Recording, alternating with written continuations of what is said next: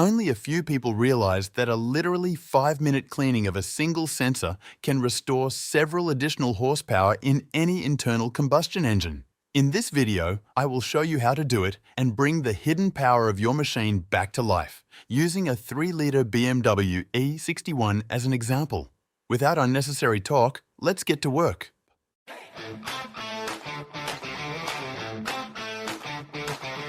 In the case of this car, to reach the sensor, you only need to remove the engine cover.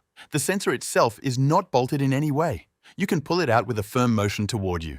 You can immediately see how much carbon buildup and dirt has accumulated on it. All of that interferes with accurate measurements. But why is this sensor so important? I'll explain right now. All engines, while burning fuel, produce exhaust gases.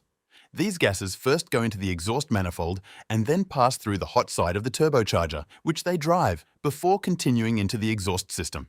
The turbocharger, powered by these hot exhaust gases, draws air from the outside through its cold side and pushes it through the intake channels into the intake manifold. This is exactly where the pressure sensor, called the MAP sensor, is located. If everything works properly, pressing the accelerator while driving increases the air pressure. The sensor detects this change and gives the engine a boost.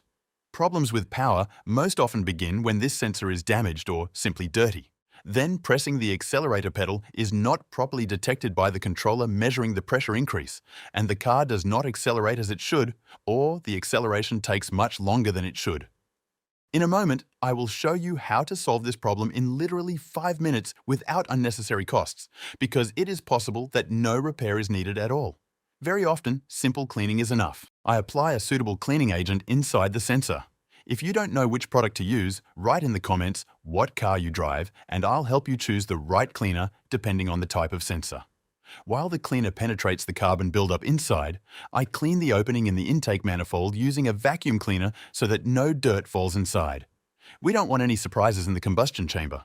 After a few minutes, using a properly folded piece of paper towel, I remove everything that is loosened from the sensor, repeating the whole process twice if necessary, and then reinstall it in its place. Now the most important step, the test that will confirm whether everything went as it should, and for this, we will use an inexpensive diagnostic scanner. The device I'm using now connects to a phone and costs about $25. After pairing the scanner with my phone, I open the list of all available sensors, where one of them is the intake manifold pressure indicator, the sensor we just cleaned.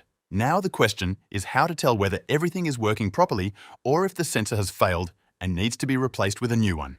Here is how. With the engine off but the ignition on, the value should be 100 kilopascals. With the engine running at idle, the correct value should be between 100 and 105 kilopascals for a diesel engine, and slightly higher for a gasoline engine. Under load, when you press the accelerator pedal, this value should increase even up to 200 or 250 kilopascals, depending on the engine map used in your unit. If after cleaning you get a result that strongly deviates from the norm, it is time to replace your sensor. And finally, the most important part, the one that brings the most satisfaction, the road test. If you enjoyed this video, check out my film about the complete rebuild of the glow plug system. You will definitely like it. Have a great evening.